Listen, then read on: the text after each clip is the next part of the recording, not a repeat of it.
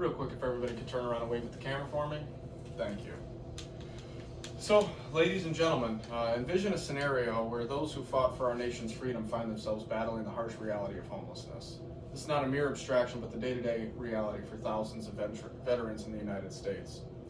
My time in the Navy, although not leading to personal experiences of homelessness and those struggles, unveiled the profound struggles of those service members who do find themselves in those situations when they return home.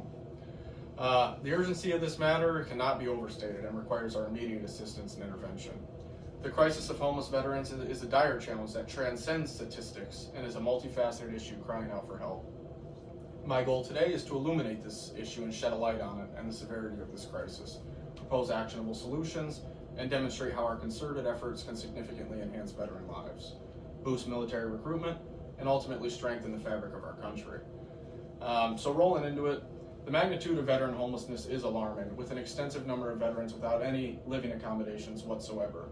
This encompasses those who are living in emergency shelters, transitional housing, and even on the streets without shelter altogether.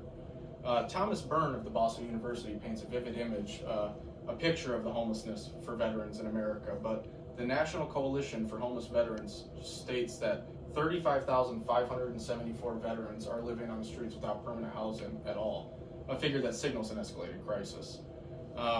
There are many causes of this predicament, though. The National Alliance to End Homelessness sheds a light on the 20,076 veterans that dwell in shelters with PTSD, transition, stress, and substance abuse disorders, exacerbating their circumstances. Astonishingly, 60% of homeless veterans grapple with drug addiction, while a significant number report mental health issues such as depression, anxiety, and PTSD as noted. But they're not just numbers, they're a call to action. We need to do something. So let's consider the story of John. He was a New Hampshire veteran whose post-service life was just riddled with challenges, which led to him living in a tent and then eventually in his car. Yet it was the assistance from the VA homeless programs that catalyzed a remarkable turnaround for him, enabled him to stabilize his life, and got him a lineman apprenticeship.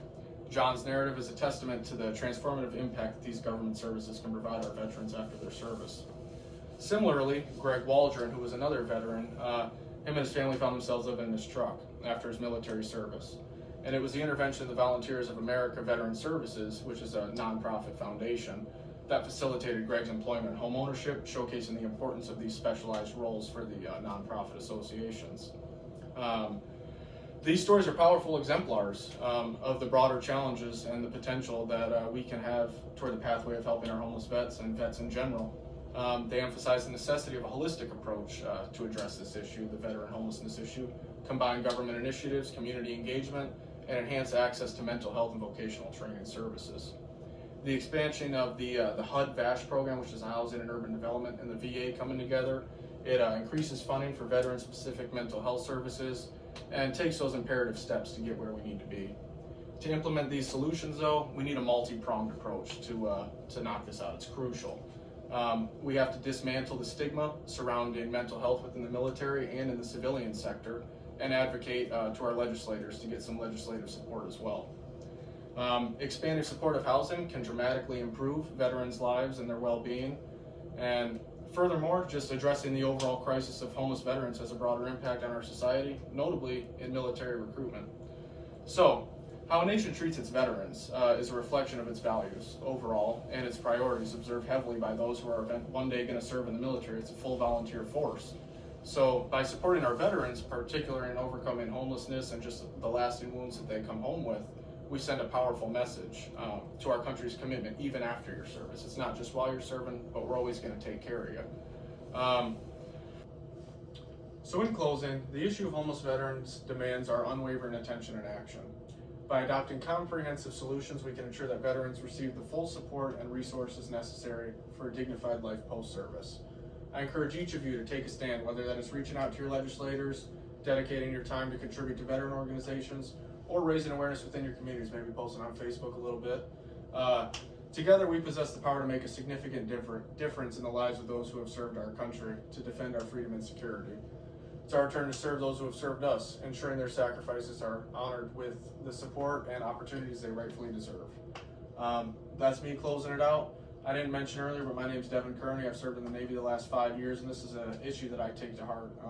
Haven't personally known anybody to find themselves homeless after the service, but you see the guys on the street every day, and it's hard to look at. So I think we need to look out for our own. If anybody has any questions, I can take a question or two, but if not, that's all I have for you today. What sort of housing is provided by the VA? So the VA, they have apartments and like the hospitals and stuff like that. It's a lot of community resources. Like when I was in Jacksonville, the city of Jacksonville has a homeless shelter. Here in Detroit, the VA actually has an apartment complex. So they put you up there and they start to get you on your feet, get you into rehab, get you mental health services, and then eventually, yeah, you're paying a couple $100 a month, until you end up moving out of there. And they also hook people up with their disability checks as well. So then they could move out and get a rental house or something like that. That's all I got for you guys, so I appreciate it. Thank you.